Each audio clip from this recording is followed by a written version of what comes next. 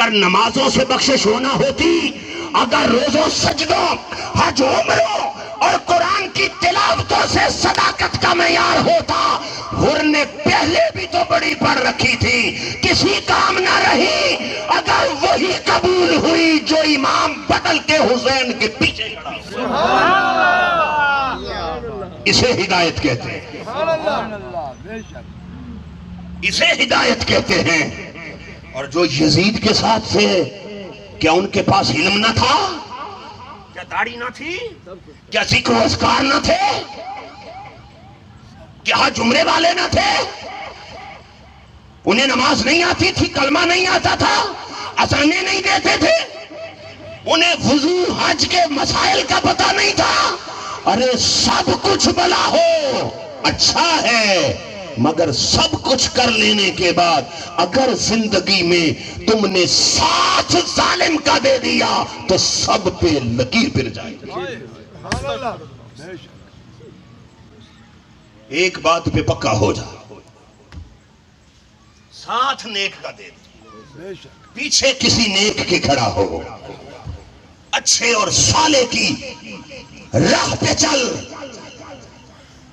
اور جو ظالم جابر، غضب یافتہ گمراہ لوگ، ان کی سنگت بول دیں، ان کی سنگت چھوڑنی ہوگی، اور اگر نہیں چھوڑتا تو پھر رب کو تیرے سجدوں نمازوں اور رسول کو تیری سنتوں کی حاجت ہی نہیں ہے۔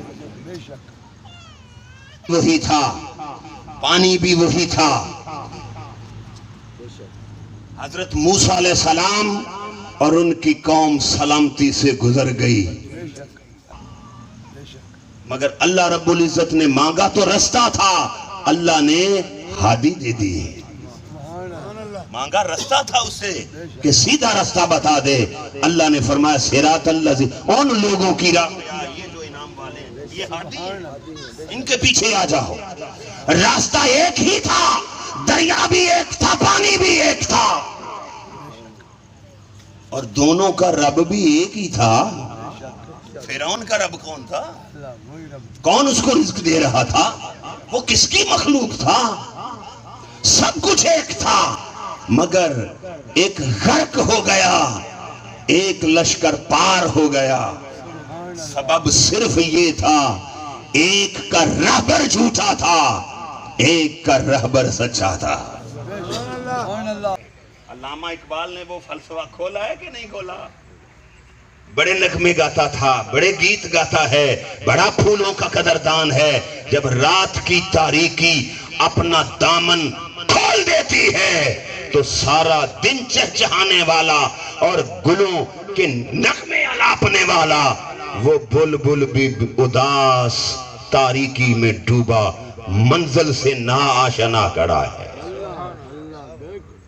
نہیں پہنچا گا۔ اور پھر کیسے پہنچا؟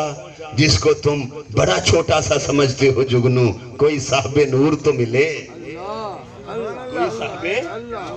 کوئی صاحب نور مل جائے تو پھر رات کی تاریکیوں میں بھی بھولے بھٹکے ہوں کو اداس اور غمزدہ بیٹھے ہوئے رات کی تاریکی میں آنکھ چپکنے تک اس کی منزل تک لے جاتا ہے۔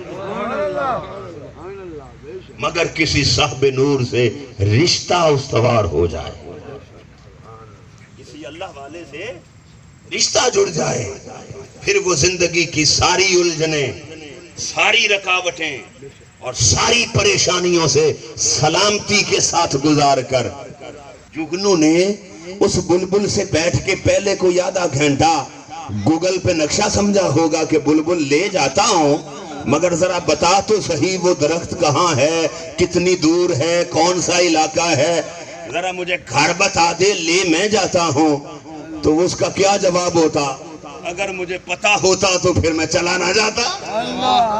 تو پھر بلبل نے تو بتایا نہ تھا، اسے تو خود خبر نہ تھی کہ میرا گھر کہاں ہے، مگر یہ کوئی قرآن سے پوچھے، وہ عیسیٰ جن پہ اللہ کا انعام ہے، وہ انبیاء جن پہ اللہ کا انعام ہے، وہ اولیاء جن پہ اللہ کا انعام ہے، نہ آصف ابن برخیہ نے پتہ پوچھا تھا، ورنہ عیسیٰ نے کسی سے پوچھا ہے کہ جو صاحبان نور ہوتے ہیں، صاحبان نور ہوتے ہیں، اللہ انہیں اس زندگی کی تاریکیوں میں ہدایت کی شمع بنا دیتا. ہدایت کی شمع، ہدایت، اصل ہدایت کتابی ہدایت. کتاب ہدایت دیتی ہے، یدل بہ کثیرا ویہدی بہ کثیرا. اگر ہدایت دیتی ہے تو اس سے پڑھ کے کئی گمراہ بھی ہو جاتے ہیں، کئی پڑھ کے ہدایت بھی پا لیتے ہیں. تو کتابی ہدایت، بولیں کتابی ہدایت، ہدایت بھی ہے، لوگ اس سے گمراہی بھی لے سکتے ہیں اپنی نادانی کی بنا پر. تو پھر پختہ ہدایت کیا ہوئی؟ شخصی ہدایت. جو لوگ یہ کہیں کہ قرآن نے آ کر زندگی کے اصول بتائے ہیں، لوگوں نہیں، قرآن بعد میں آیا ہے. دین اسلام کی تعلیم مصطفیٰ نے امت کو پہلے دی. یہ استاد ہوتا ہے.